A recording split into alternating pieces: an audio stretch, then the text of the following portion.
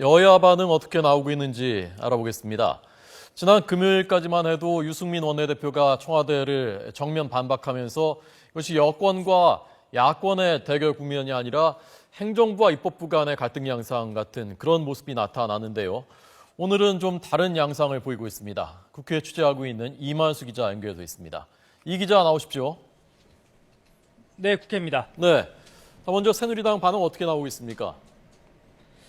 네, 먼저 새누리당은 국회법 개정안을 받아들일 수 없다는 박근혜 대통령의 발언에 대해서 일단은 신중한 입장을 보이고 있습니다. 김무성 대표는 오늘 아침 최고위원회의 뒤 기자들과 만나서 대통령과 새누리당의 뜻이 다를 수는 없다고 밝혔습니다.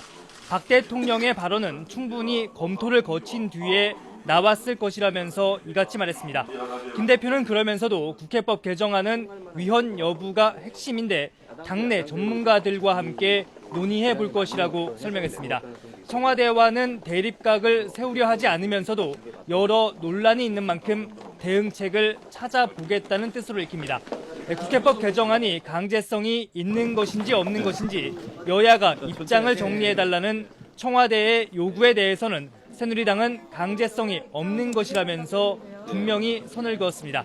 유승민 원내대표는 오늘 아침 회의 뒤 기자들과 만나서 국회가 정부 시행령에 수정 요구를 하더라도 정부가 따르지 않으면 강제할 수는 없다고 강조했습니다.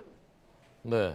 유승민 원내대표의 말 자체가 지난 금요일과 달라진 것은 아닙니다만은 전반적인 그 뉘앙스와 기류는 그때와 지금 여당이 좀 달라진 모습인데요. 야당은 지금 어떻게 반응하고 있습니까? 네, 새정치연합은 박 대통령의 발언에 대해서 청와대가 헌법 정신과 삼권 분립을 제대로 이해하지 못하고 있다며 강하게 반발했습니다. 네, 문재인 대표는 입법권은 기본적으로 국회에 속하는 것이라면서 대통령과 청와대의 태도가 좀 심하다고 생각한다면서 강력히 비판했습니다. 국회법이 시행령 수정의 강제성을 띠는 것인지에 대해서도 여야가 합의한 입법 취지는 명백히 강제력을 부여하겠다는 것이라면서 새누리당과는 정면 배치되는 의견을 내놨습니다. 김영록 수석 대변인도 대통령이 거부권을 행사하겠다는 의사를 밝힌 것으로 해석된다면서 입법부와의 전쟁 선포로 받아들일 수밖에 없다면서 공세를 강화했습니다. 새정치연합은 6월 임시국회에서 시행령 전반을 검토하겠다며 본격적인 시행령 손보기에 나서겠다고도 강조했습니다.